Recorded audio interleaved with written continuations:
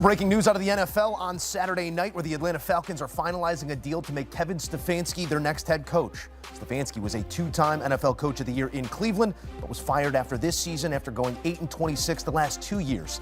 He's replacing Raheem Morris in Atlanta, who went 16-18 in 2 years as the Falcons coach. This is the first big move for new president of football, Matt Ryan.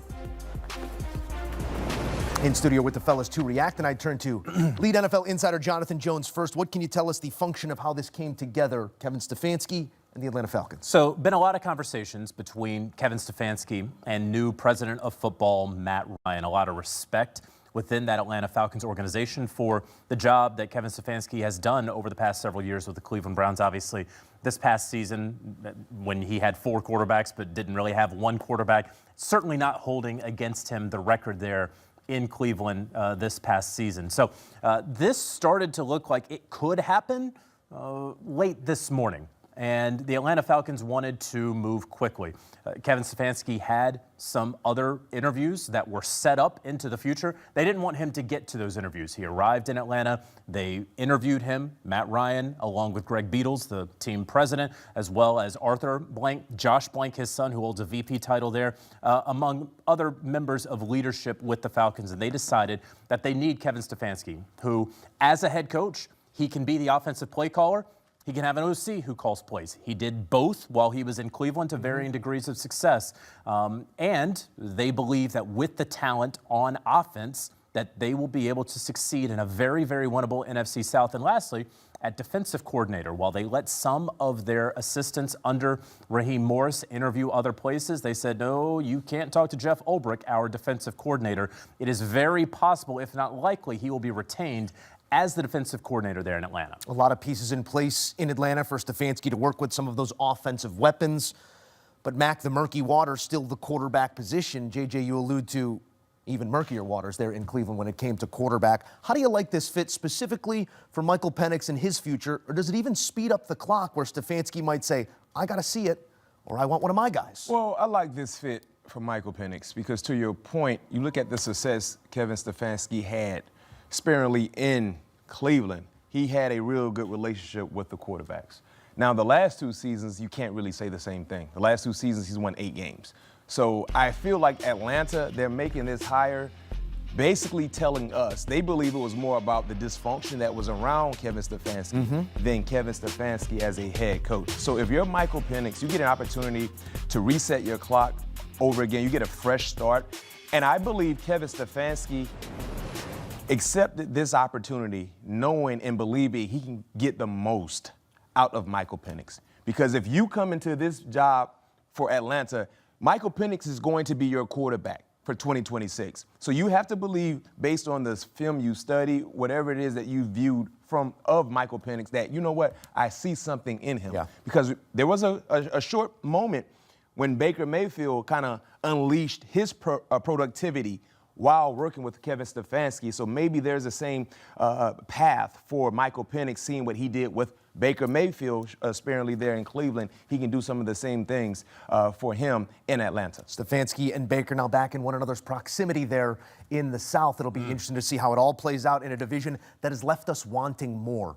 How much do you think that factored into the decision for Stefanski, saying, I'm looking at the South, and if I could get this right at the quarterback position, we could take real hold of this thing? I think that was a big part of it. You saw how the Falcons finished this year, and for a lot of people's estimations, it was a down year, an underperforming year for the Falcons. So for Kevin Stefanski, when you look at the makeup of the NFC South, you look at the makeup of the Atlanta Falcons roster, regardless of the timeline for Michael Penix and his return from the knee injury, you've got Kirk Cousins sitting behind him who Stefanski has some similarities with from their time in Minnesota. So there's some parallels there.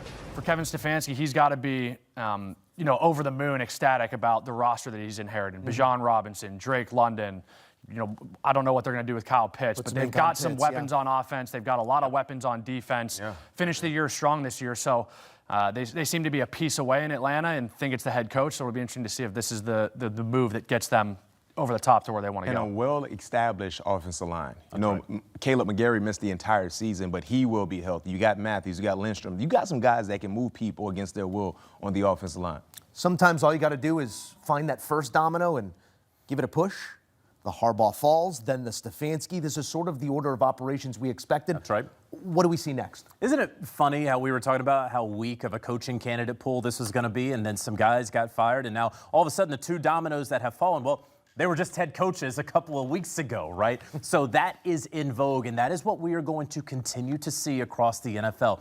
Be prepared to see far more second-timers, quote-unquote retreads, get head coaching jobs instead of these new hot up-and-comers. Now, we will still see some of those, but right now, leading candidates in certain places. You look with the Miami Dolphins, a zero-time NFL head coach, but previous college football head coach Jeff Hafley appears to be the leader there in Miami with John Eric Sullivan as general manager. They work together in Green Bay. You look at the Tennessee Titans. Stefanski was right there in the running to be one of the three finalists or so there. Matt Nagy may be the guy in Tennessee as we continue to look at that. Cleveland still trying to figure out what they're doing. Talk about Kevin Stefanski. Maybe that's a Mike McDaniel, who winds up there. And then lastly, talking about Atlanta, because they have Matt Ryan now as president of football. They have Kevin Stefanski as head coach. They have a general manager. And that GM, while not the primary football executive to the league office, is still going to be the GM in a lot of respects. They have to fill that position. A lot of people think it's going to be Ian Cunningham, the assistant general manager of the Chicago Bears. We'll see if that winds up taking place next week. So that's the Iceman to Matty Ice, but business is done here in Atlanta for the first time as acting president of football. Matt Ryan identifies, and he gets his guy. It's Kevin Stefanski in Atlanta. A look here at the coaching carousel that has come to rest in two places. Stefanski to the Falcons. Harbaugh finally inking that deal earlier on Saturday, where he will be the new head coach of the football Giants. Cardinals, Titans, Browns, Dolphins, Raiders, Ravens, Steelers, not in that order, all now lining up. Yes, sir. The San Francisco 49ers want to keep playing football. They want to see either LA or Chicago. That'll get sorted on Sunday. But you take care of business and you're looking at that sort of opportunity. What will it take? They cannot get bullied on the offensive line, right? And that's what happened in the final meeting between these two teams, with the number one of the top spots was on the line in terms of the NFC that helped Seattle get that spot when they took care of their business in San Francisco. So for me, they can't get bullied. When you look at that meeting, 173 yards of total offense by San Francisco, the second fewest under Kyle Shanahan. That's unacceptable. 3 sacks on Brock Purdy. Christian McCaffrey only ran for 23 yards, and they only scored 3 points, and you shouldn't be surprised. So that is where it all starts for me, and luckily enough for the San Francisco 49ers, they got their big bully back in the lineup in Trent Williams. So the boombox should be cracking. Trent Williams be ready to go. Hopefully they can get a better performance from their offensive linemen, because if they do not, from that unit, get a better performance, potentially we could see the same thing that we saw in the second meeting. I'm looking at the defensive side of things for the 49ers tonight. You're playing against a quarterback in Sam Darnold who, one, is banged up and hasn't thrown a football since Thursday, so you don't necessarily know what you're going to get out of the quarterback for the other side. And two, along with that, Sam Darnold leads all qualified quarterbacks this year in turnovers. So the big key for me for the 49ers tonight, find a way to dial up some pressure on Sam Darnold. Find a way to turn him over. Robert Saleh last week used a lot of disguise, a lot of pre-snap, post-snap movement versus Jalen Hurts in that Eagles offense. Did a really good job confusing him. I would expect a lot of the same tonight. Look for this 49ers team to try to turn Sam Darnold over a couple times. For me, I want to get Brock Purdy on some wheels. I want him to get off a landline. I want him to go mobile. Oh, okay. It helps my rushing. Time to go mobile. There you go. I wasn't going to do the voice, but yeah, you did it. I kind of half went into it as well. Because while this Seattle Seahawks defense is very, very good, and we've talked about that, and they get to the quarterback very well, the thing that they actually do not do all that well is once the play breaks down and the quarterback gets out of the pocket, they don't hold up very well. They're actually below average when quarterbacks scramble when they pass against this defense. So I want to see Brock Purdy get outside of the pocket because he knows that the pass rush is going to get there. Of course it is, but he has been so good. He is so calm. We talk about how cool he is. Go out there and be cool, rolling out whichever way you want to go. Get outside of the pocket, be mobile. This Seattle defense, the bane of many's existence this season. That's good. Bryant McFadden, let's flip the script here and go Seattle. It's a defensive stamp on each and every one of these wins. You're going to need enough from your quarterback, who comes in a little bit sheepish on his left side, for lack of a better term. What is the key to victory for the Seahawks? Well, Ben talked about San Francisco forcing Sam Darnold in uncomfortable positions. where they could create some turnovers. And that's why I'm going for Seattle. Sam Darnold has to protect Wilson like it's a newborn baby. Fresh out the womb, you hold it so tight to your body. You protect it. You don't want any strangers to touch the baby. Skin to skin. Skin to skin, right? It has to be that way for Sam Darnold. You don't want any strangers touching Wilson because the numbers have shown all of us in the last 2 seasons for Sam Darnold, when he's protecting football, no turnovers, he's 11-2. In those matchups, 11-2. He wins. There's almost a 100% chance he win ball games when he protects the football. So if he can play smart football, you don't have to play heroic football and try to make things happen that's not there. Take what the defense is giving you, but most importantly, protect Wilson like it's a newborn baby. The numbers have shown all of us when he does that, they win ball games. If you don't know what you're getting out of Sam Darnold tonight from Seattle on offense, the times and the opportunities that you're across the 50 and crossing into the red zone might be limited. So my key for Seattle tonight, when you get down into the red zone, it's got to be a touchdown, can't be a field goal. Third downs in the red zone are 4-point plays.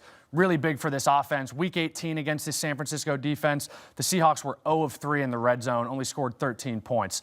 So you don't know what you're getting out of Sam Darnold tonight. Look for some big third down conversions. They've got to be able to stay on the field in the red zone, score some touchdowns. Because you don't know what you're getting out of Sam Darnold, and it's a fantastic point. My key to victory for the Seattle Seahawks looks at their defense. And I think that we've touched on it when we've talked about Christian McCaffrey and how they bottled him up 2 weeks ago. It is easier said than done a second time. So my key to victory is the same key to victory that it was 2 weeks ago.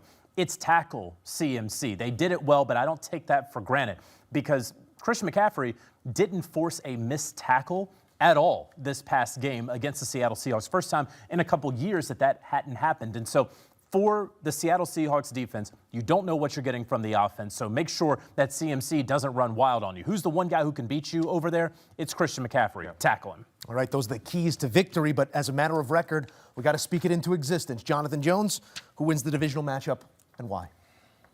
I'm taking the Niners. I'm taking the Niners because of the Darnold injury. Because I don't know if Sam Darnold had never appeared on the injury report and the oblique was fine, I'd be taking the Seattle Seahawks right now. But man, that scares me. That scares me a lot for Seattle. And maybe he's going to wind up playing just fine tonight, taking care of the football like he did 2 weeks ago. I don't know that I believe it right now. I like the Niners in this magical season. I see the vision, guys. I know exactly what is going to happen. Guys, get ready to order your T-shirts. The oblique game. Wow. I'm taking Seattle. Oh. It's got a ring to it, I'm taking Seattle. The oblique game. Print the T-shirts. I think Sam Darnold will have what it takes, what he needs in his ball game. Because with that defense and the way they run the football, don't forget Charles Cross is back in the lineup. You don't really need a big all-pro-like day from Sam Darnold. Mm-hmm. Just play manageable football, serviceable football, and be smart with it. And I think that defense will do the same things they did in the last meeting, which is harass Brock Purdy and make life very, very difficult for CMC. So I'm going Seattle taking care home field. I think this is another Euro step into a Dougie, into a maybe a little cat daddy game for Brock Purdy. Can you do that for us? A little Euro step. A little cat daddy. Well, throw the whip in there, too. Whatever. Throw the whip in there. You know what I'm saying. I'm going San Francisco tonight. I think at this point in the season, as a lone wolf, Mac, coaching means just as much as the guys playing on the field. And when you got Kyle Shanahan calling the offense, you've got Robert Saleh calling the defense, you've got a banged-up quarterback in Sam Darnold on the other side. Brock Purdy knows how to win in Seattle. I think it's a perfect storm for night for the 49ers. Give me the 49ers in Seattle. All right, you say the oblique game. How about history on our side? Yeah. We go a little That's good. That's good, too. Okay. The oblique game. Man. We're workshopping here. It's going to be a blast of 60 minutes of football.